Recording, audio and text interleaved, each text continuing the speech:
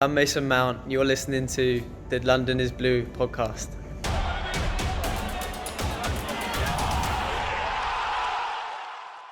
So, Christian Pulisic time. Look, if you don't want to hear about Christian Pulisic almost every single week, just get ready for it. Like, that's or skip. You know, every podcast app has a 10 or 15 or 30 second happen. fast forward button. They just need to get on board. Like, let's be honest. He's an exciting player. All right. He has some sick boots that he's wearing right now through the Nike ID, right? That stuff is fantastic. I do kind of want to point out the fact, though, Nick, no player has done more media than him right now. They are milking him for everything he wants. And I think you kind of mentioned that he might be getting a little tired of always doing Q&As and post-match interviews. So it's been brought up before through various sources. It's not like anything, super secretive, that the Bundesliga in the way they handle player media is not what the Premier League does. The Premier League wants faces. There's a great picture of Tammy in our script. Look at that smile. Look how beautiful that is. Like he's trying to steal the Zuma smile. Like that's just wonderful. Like they want faces, they want talent, they want to represent the brand. It feels a lot like the NFL. Like if you've ever been a part of the post game interview process in the NFL, like it's just, hey, tell us what happened. And by the way, you just ran a 10K, and do it with eloquence, Yeah. It's just a whole thing. I think he's going to have to get used to it. He's probably not been used to it at Dortmund, and there's just a growing up period that he's going to have to go through. But everyone's pumped about him too. So it's like one of those really good problems to have where, I think he played relatively well today. We'll get into the performance here pretty quick. And, when you're a good-looking 20-year-old guy who is also, one of the named people on a squad like Chelsea, you're going to have to do interviews. You're going to have to kiss babies. You're going to have to sign autographs. And you're going to have to let London is Blue interview you some point later in the season. or right now, either way. I think... Just get out of the way, right? Got a long flight home coming up. Kill some time. Yeah. When you turn 21, we'll get Bullet to sponsor the interview, and that will have solved a lot of things for us in one fell swoop, which is great. I think Dan is in a really, not only trying to onboard with the team and like understand Frank and like all these other like normal job things. He's also having to go the extra 50%, and I'd be exhausted too if I just flew 5,000 miles and now I'm gonna have to fly 6,000 back and do all this extra stuff. Well, really didn't take a vacation, kind of went right from this end of the season at Dortmund 10 into days. the Gold Cup, then into playing for Chelsea, and now playing in a very, very hot and humid Japan, where everybody looked like they were, like in video games, like there's the sweat detail, like in the NBA, like 2K series, where that's like the stock photo they use. Every person looked like that who was running around on that pitch.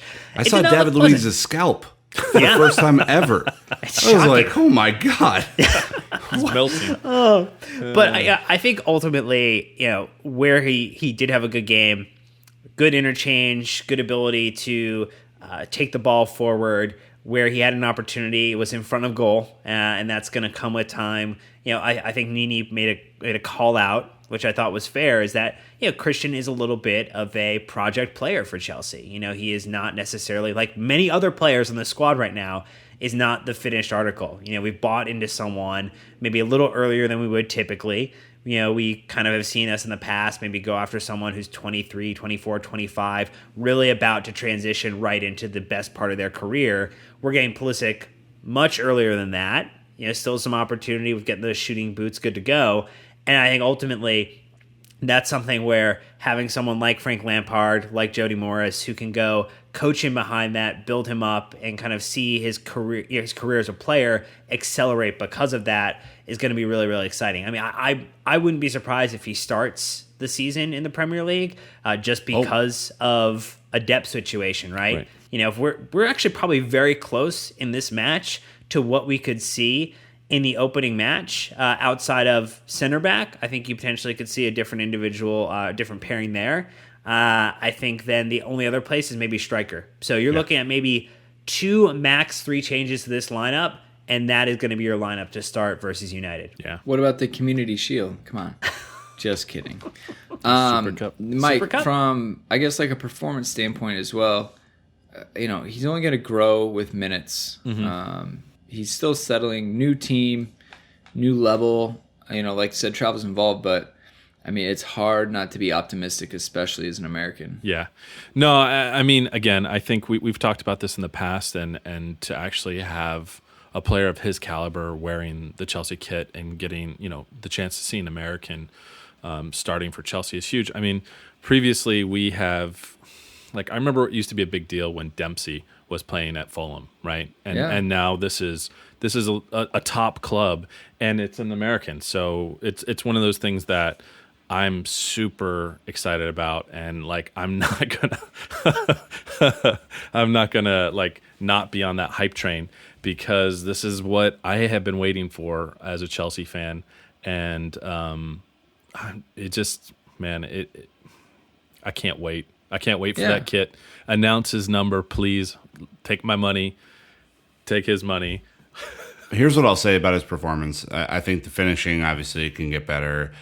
I think his final third passing is going to be a breath of fresh air for us this year. Yeah. You could start to see some of that come into place in this game. Not all of it. I think until there's a more solidified lineup and they kind of figure each other out in training, there's going to be a little bit of awkwardness. So you can't really put a whole lot of stock into that. But he's actually La Liga Premier League fast. Yeah. And that is the one thing that if you're looking at, whoever Barcelona would throw at him, he was able to go by him. And he just has the ability, because of his speed, to be a real problem for teams. And if he's a real problem and he's drawing a, left or right back out of position, and there has to be cover because he gets by him and he's pulling other players out of their comfort zone, then boy, does that open up some stuff. And we saw that in Hazard's entire career in a different way with more ball skill. So there's just a lot happening, and I know that there's a lot of hype around him. He's legit fast, and I think will be a handful there and passing the final third. Amen to that. It's hype. Hype train is real.